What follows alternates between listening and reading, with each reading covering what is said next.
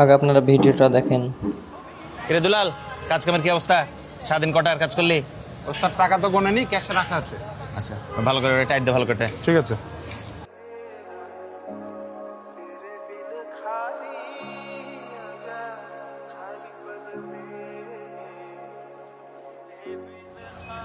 দুলাল, ওস্তাদ, এদিকে আয়।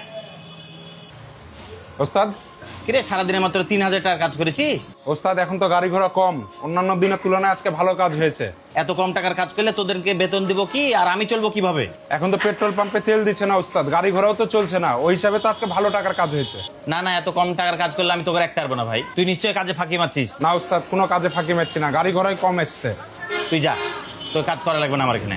ওস্তাদ হুট করে বাদ দিলেও হবে, আমার সংসার আছে না, চলবো কি করে? সেটা আমি জানি না, কিন্তু এত কাজ কম করলেও তো হবে না। তুই বাদ, তোকে আর আসতে হবে না আমার গ্যারেজে, তুই যা। গাড়ি ঘোড়া কম আসলে আমার কি দোষ বলেন? তুই যা তো ভাই, চোখের সামনে থেকে যা, হট। কাজে ফাঁকি দিচ্ছিস, আবার বড় বড় কথা বলছিস। ভাই দুলাল কই? ভাই দুলাল তো নাই। কেন, কি হয়েছে ভাই? ভাই যে পিক আপটা একটু সমস্যা দিচ্ছে, একটু ঠিক করতাম। আসেন ঠিক করে দি। না, দুলালকে দিয়ে করাতাম। আরে ভাই লিয়ে আসেন, করে দিছি।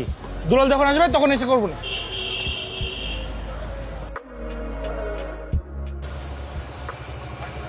ভাই গাড়ি সার্ভিসিং করাতাম।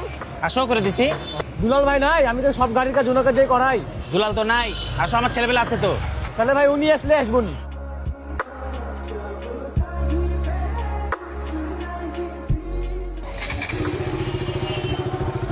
আমার গাড়ি তো স্টার্ট নিচ্ছে না, দুলাল ভাই নাই। দুলাল ভাই নাই তো, আসেন আমি ঠিক করে দিই। না ভাই, দুলাল ভাই আসলে ঠিক করাবো নি।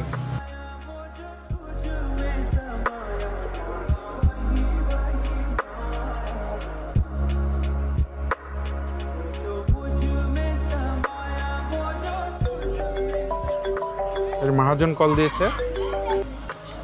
আসসালামু আলাইকুম মহাজন। ওয়ালাইকুম সালাম। দুলাল, কালকে থেকে তুই দোকানে আয়। হঠাৎ এই সিদ্ধান্ত মহাজন? আসলে দোকানের মালিক আমি হলেও কাস্টমার এসে সব তোকে খুঁজছে। একটা কথা বলি মহাজন, মনে কিছু লিয়েন না। একটা ব্যবসা প্রতিষ্ঠানের মালিক আপনারা হতে পারেন, কিন্তু সেই প্রতিষ্ঠানটা চালায় তার কর্মচারীরাই। ঠিক আছে, আমি কালকে সকালে চলে আসবো মহাজন। আচ্ছা ঠিক আছে।